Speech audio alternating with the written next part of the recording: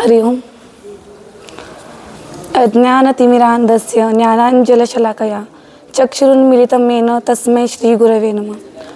प्रातस्मरणीय परमपूज्य स्वामीजींना वंदन व इथं उपस्थित सर्वांना माझा नमस्कार। माझ्या प्रवचनाचा विषय आहे मन। मन एव मनुष्यानां कारणं बंधमोक्षयोः।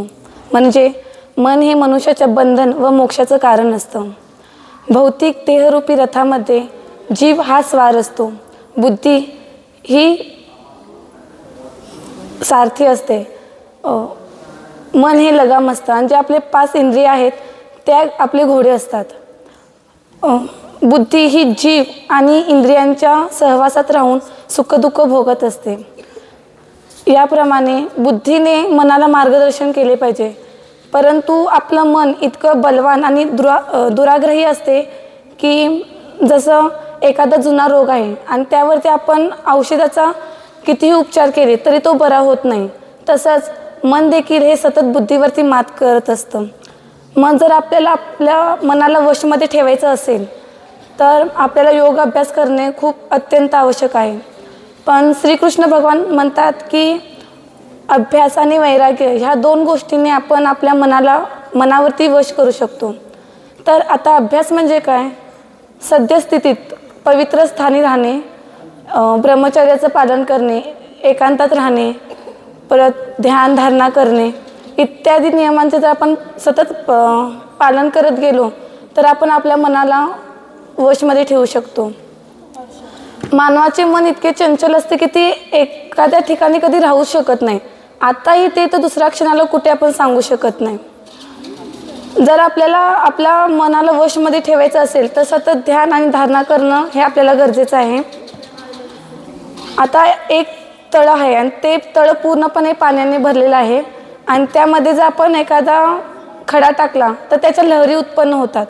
तसंच हे आपलं मन देखील एक तळ आहे आणि त्यामध्ये जर आपण विचारांचे दगड टाकले तर त्याच्या देखील अशा लहरी उत्पन्न होतात। मग या मनोरूपी तलावामध्ये आपण कोणते विचाररूपी दगड टाकले पाहिजेत हे आपल्याला समजले पाहिजे।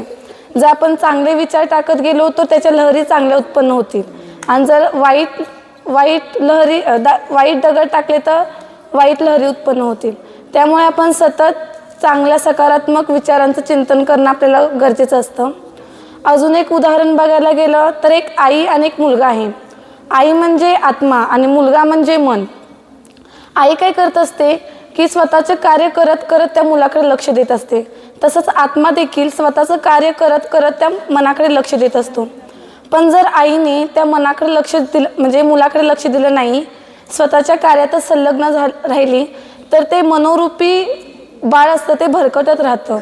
म्हणून आईने स्वतःचे कार्य सांभाळत त्या मनाकडे देखील लक्ष दिलं पाहिजेत। हिंदीमध्ये एक कहावत आहे, मन के जीते जीत है मन के हारे हार, मन चंगा तो कटोती में गंगा।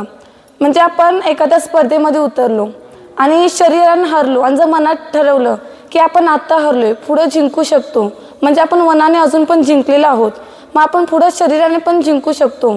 पण आपण शरीराने पण हरलो आणि मनाने पण हरलो की आता मी हरले, मी काहीच करू शकत नाही परत, असं जर करून आपण परत स्पर्धे केलो तर आपण परत हारणारच। त्यामुळे सतत मनात सकारात्मक विचार ठेवणे अत्यंत गरजेचं आहे आणि अशी सद्बुद्धी आपल्याला सद्गुरू महाराज देव एवढे बोलून मी माझ्या वाणीला विराम देते। धन्यवाद।